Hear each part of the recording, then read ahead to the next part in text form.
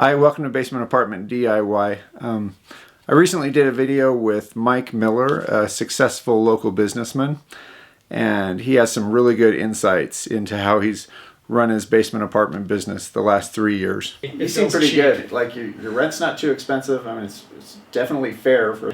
Every single one of my friends who bought a house had a mother-in-law apartment was, like, look at the numbers on this. I don't want to mess with it because you make your neighbor mad. Anybody gets it out for you, that's the first thing they're going to go after, is to try to turn you in for having an illegal apartment. For me, it's way more worth it to wait for the right person with the right situation, with the right personality. And you pull. I had a guy who seemed totally with it, seemed great, and he had been evicted. He'd had late payments. If you're not paying me rent, you're borrowing the money from me, and I'm not your friend. I'm your landlord. Anyway, I hope you enjoy the video. I think Mike does a great job with his basement apartment. It's a reflection of him being a successful businessman, and he just has some great insights. So how long have you had a basement apartment? 3 years. 3 years? Yeah.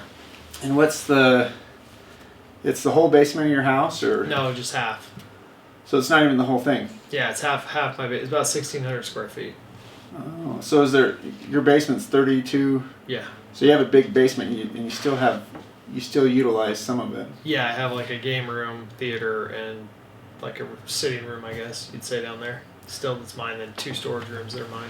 That's my favorite situation because you still have a big house. A lot of people will give up their whole basement. I think that's kind of, not so awesome. But anyway, did you build the basement apartment yourself? No, the house came with it.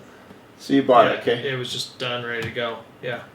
Did you rent it from the first time you had the house, or? Pretty much. I lived there for a couple months, just moving in and getting settled and figuring the house out and everything. And then once I was settled, I put it up and it rented within a week. It's always rented within almost a week of post unit. Pretty fast. Yeah, it's never taken long. Yeah, it's a nice house, and I think that helps. Yeah.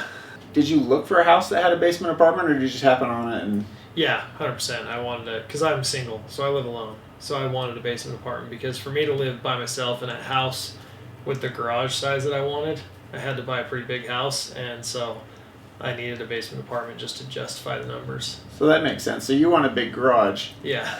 And you didn't want to probably build a huge garage with a dinky little house or some weird situation. Exactly. So you wanted to buy kind of a regular house with a big garage. Yeah.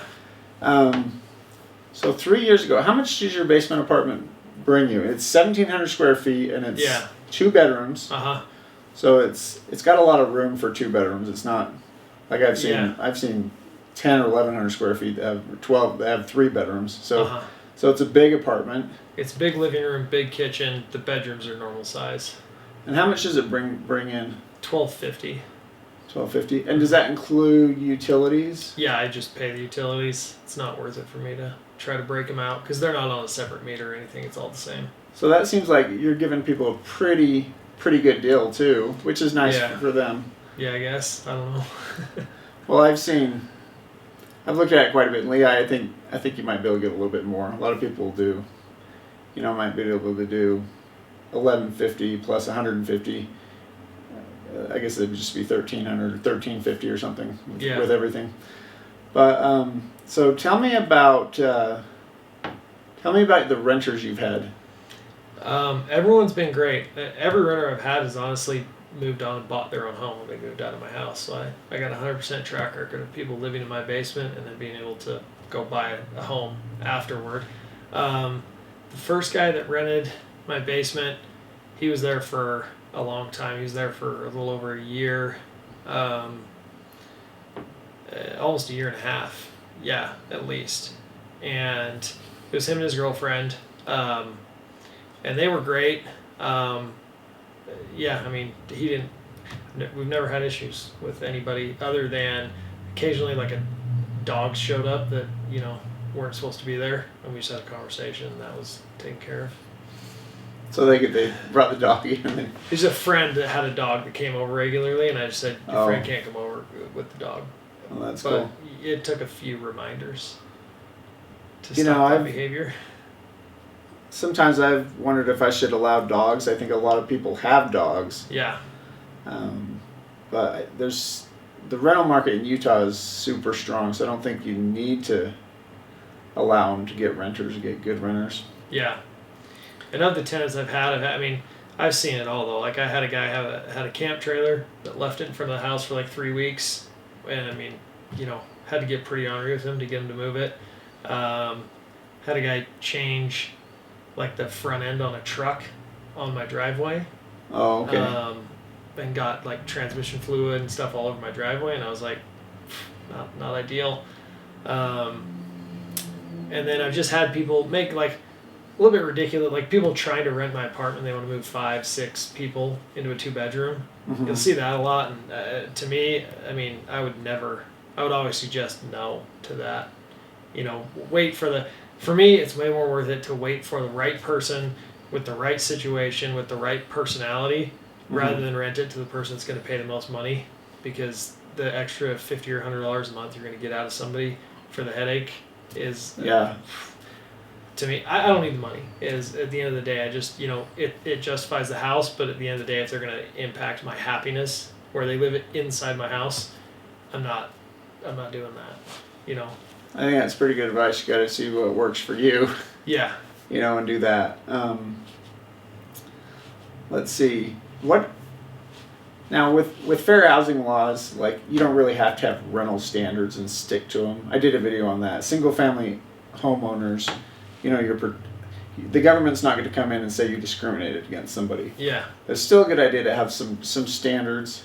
Mm-hmm. What do you look? Do you have set standards, or do you just kind of look for a good person? And I was also going to ask you about, do you screen tenants as far as like credit checks, or what's your screening process and what's your standards? Yeah, standards I don't have any, because again, they're like, I don't know all the laws, but I never want to get in a mess with anything, so I never give anyone a reason for anything. When they're asking to rent from me, if they want to rent from me and I say no, they ask why, I say no answer. Okay. I can't. So you're okay, like if you're a big apartment complex, you'd have to give them like, is your income or... Yeah. What's your ideal tenant? I mean, there's so many different tenants, but yeah. What do you kind of look for?